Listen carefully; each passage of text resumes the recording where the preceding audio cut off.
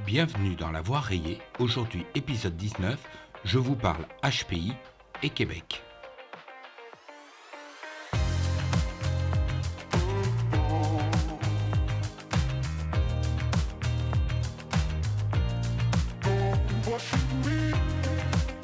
Avec ses vastes étendues sauvages, ses villes dynamiques et son riche patrimoine culturel, le Québec occupe une place spéciale dans le cœur des Français.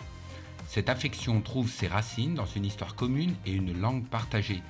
Le Québec, avec son français distinctif et ses traditions héritées de la Nouvelle-France, représente un lien vivant avec le passé colonial de la France. Mais ce n'est pas seulement l'histoire qui rapproche les Français du Québec. Il y a aussi une admiration pour la résilience et la détermination des Québécois à préserver leur identité culturelle et linguistique dans un environnement majoritairement anglophone. Cette lutte pour la survie de la langue française en Amérique du Nord résonne profondément avec les valeurs françaises de défense de la culture et de la langue. En outre, le Québec est souvent perçu comme un modèle de société moderne et progressiste avec des politiques sociales avancées et une forte tradition de solidarité. Cette vision d'une société équilibrée et inclusive est particulièrement attrayante pour les Français qui partagent des aspirations similaires. Aujourd'hui, nous allons explorer comment cette province unique aborde le sujet du HPI, comment les Québécois le perçoivent, comment la société fait une place à ce profil atypique, et comment cette approche se compare à celle de la France.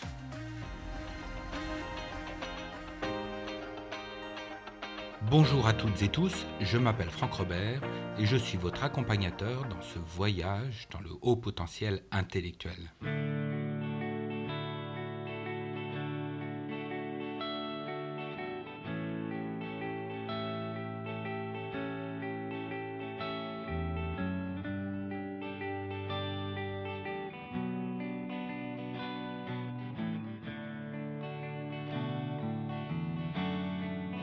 Un beau matin, je suis parti au loin, aller mener mon troupeau en Ontario. Pour tout vous dire, je rentre d'une semaine à Montréal en voyage d'études pour rencontrer mes homologues québécois.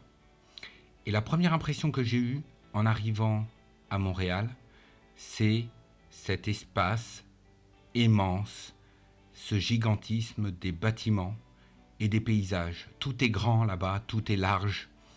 Les rues, les avenues, les autoroutes.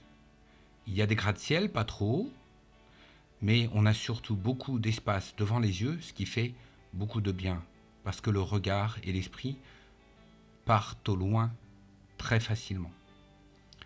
Et cette première impression, je l'ai retrouvée aussi dans l'état d'esprit des Québécois que j'ai pu rencontrer, ou même dans la rue, ou dans les magasins, ou dans les musées. Il y a un esprit très ouvert.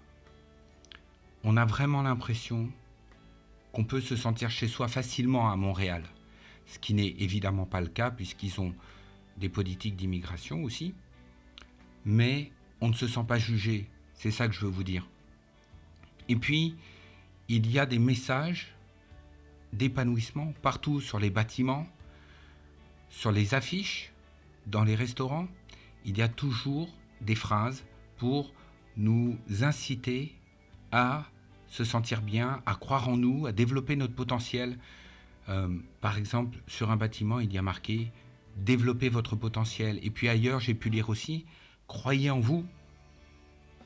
Et ça, vraiment, à force de le lire, on finit par y croire.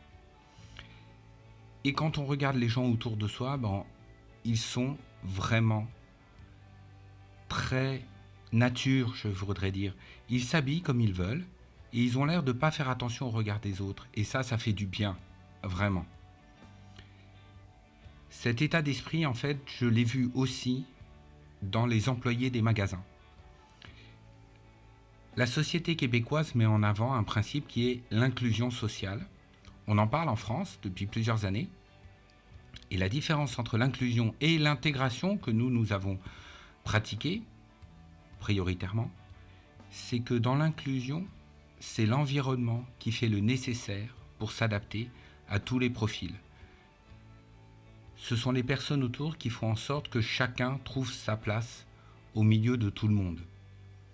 Dans les magasins, c'est très visible parce qu'il y a des profils atypiques, notamment des personnes avec le trouble du spectre de l'autisme, qui sont dans les magasins, qui sont au comptoir, qui vous accueillent, qui vous encaissent, et personne ne fait attention et ça ne fait pas de différence. Et en fait, il y a une bienveillance générale. Il n'y a pas le regard de particularisme qu'on peut trouver parfois ailleurs. Et ça, c'est une impression incroyable. C'est l'impression que chacun peut trouver sa place. C'est l'impression que donne l'inclusion. Et je vous parle de ça justement parce que je suis allé au Québec pour parler du HPI. Et le HPI, c'est ce profil atypique invisible que vous connaissez. Et donc, l'inclusion, c'est ne pas faire de différence avec les personnes. Et je pense que la société québécoise, justement, elle est favorable au fait que tout le monde a sa place. Et donc, il y a une approche envers le haut potentiel intellectuel qui fait la différence, justement. Et dans les recherches, dans leur compréhension, dans leur connaissance et dans leur type d'accompagnement, ça se ressent également. J'ai eu la grande chance de rencontrer le docteur Marianne Bélanger durant mon séjour. Marianne Bélanger est à la tête du CIDDT, qui est le centre de recherche sur la douance et le développement de la personnalité. Et elle a une approche qui est vraiment très spécifique. Non seulement elle s'occupe du HPI, mais elle est en interprofessionnalité. Ça veut dire que tous les professionnels qui sont autour d'elle partagent en fait leur pratique, partagent leur vision. Et je pense que c'est ça qui est très important autour des HPI, c'est que les HPI ont besoin de regards croisés. Peut-être le regard d'un psychologue, mais peut-être le regard aussi d'un ergothérapeute, peut-être le regard d'un coach. C'est ça qui compte avec la famille, de les entourer. Et cette approche-là, elle est vraiment très efficace. Et ça nous montre la voie en France. Et moi, en tant que coach, je reviens de ce séjour au Québec, non seulement avec l'impression que c'est tout à fait possible de progresser sur le HPI, qu'il y a encore beaucoup de chemin à parcourir, mais ça nous montre un peu la voie. Collaborer, être solidaires les uns des autres, nous les professionnels du HPI, être déterminés et être de plus en plus précis, parce qu'en France, on se heurte encore à l'obstacle du regard qui n'est pas forcément bienveillant et surtout qui n'accepte pas la différence et qui a tendance à être très critique et très jugeant. Donc ce séjour au Québec m'a donné encore plus l'envie de vous accompagner, vous les familles, de vous accompagner, vous les enfants, à haut potentiel intellectuel, en étant précis, en étant solidaire avec les autres professionnels, dans la collaboration avec vous, et surtout en partageant toutes les informations pour que vous puissiez vous épanouir. Et quand ils arrivent chez nous, ils se prennent une tuque et un canuc, se mettent à chercher des igloos, finissent dans une cabane à sucre.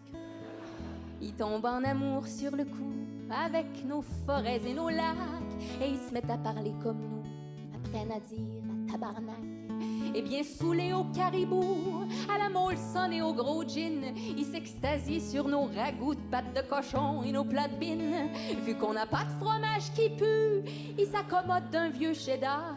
Ils se plaignent pas trop non plus de notre petit café bâtard. Quand leur séjour tire à sa fin, ils ont compris qu'ils ont plus le droit de nous appeler les Canadiens, alors que l'on est Québécois.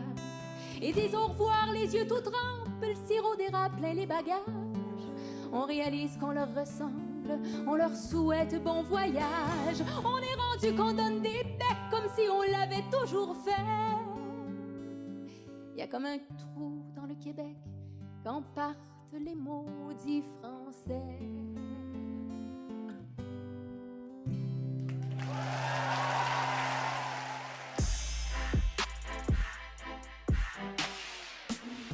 Merci d'avoir écouté cet épisode jusqu'au bout.